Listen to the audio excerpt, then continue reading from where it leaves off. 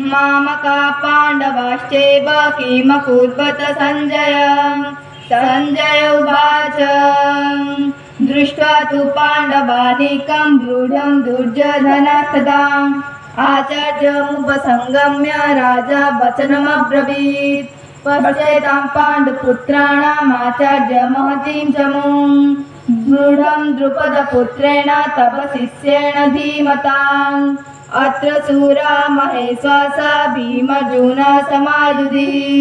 युयुधान विराटश्च द्रुपदश्च महारथः अश्वकेतुश्च गीतानः काशीराजश्च वीर्यवान् पुरोजित् कुन्तीभोजश्च शैब्यश्च नरपुङ्गवः युधामन्युश्च विक्रान्त उत्तमौजाश्च वीर्यवान् सौभद्र द्रौपदेयश्च सर्व एव महारथः अस्माकं तु विशिष्टादे तान् नैव ध्वजोत्तमान् नायका मम सैन्यस्य संज्ञातान् ब्रवीमि ते भवान् भीष्मश्च कर्णश्च कृपश्च समितिञ्जयः अश्वत्थामा विकर्णश्च सोमदत्ते तथैव च अन्ये च बहवः शूरा मध्यते त्यक्तजीवितः नानाशस्त्रप्रहारणे सर्वे युद्धविशारदः अपर्याप्तं तदस्माकं बलं भीमाभिरक्षितम् अपर्याप्तं चेदमेतेषां बलं भीमाभिरक्षितम् अयनेषु च सर्वेषु यथा भागमवस्थितः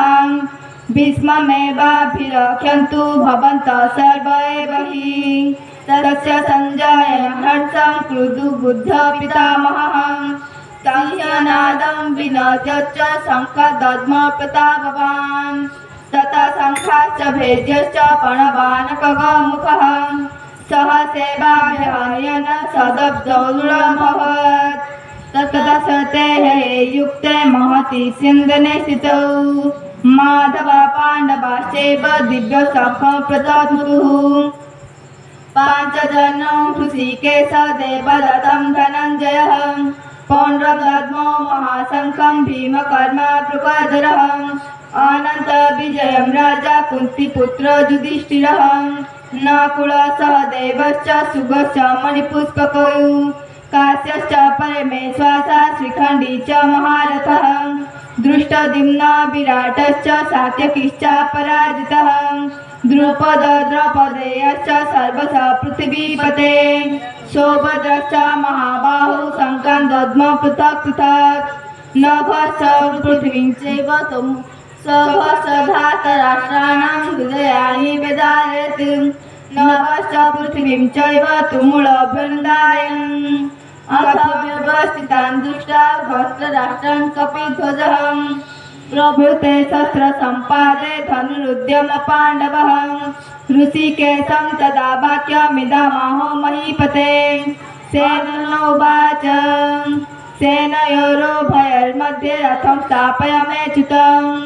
यावदेतान् निरीक्षेऽहं जदुकामनवस्थितान्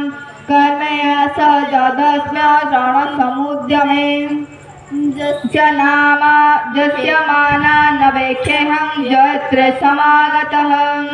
धातराष्ट्रस्य दुर्बुद्धे युद्धे प्रियचिकित्सकः एवमुक्ता ऋषिकेश गुडकेशेन भारत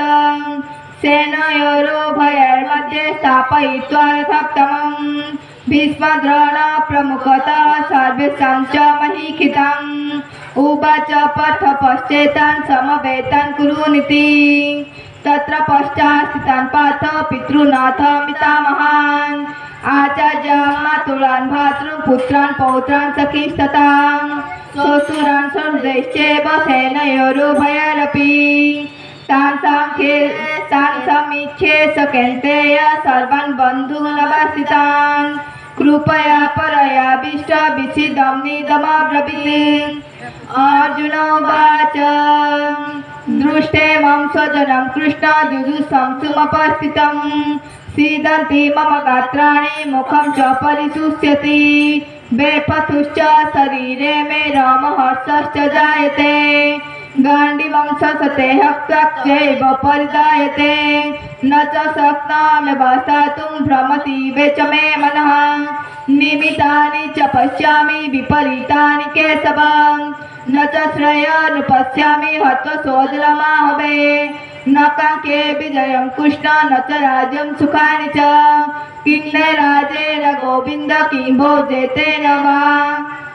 जयसामर्थे काङ्क्षितानो न राज्यसुखानि च त इमेव स्थिता युद्धे प्राणस्तक्त्वा धनानि च आचार्य पितरो पौत्र तथैव च पितामहः मातुला श्वशुरा पौत्र शाला सम्बन्धिनः तथा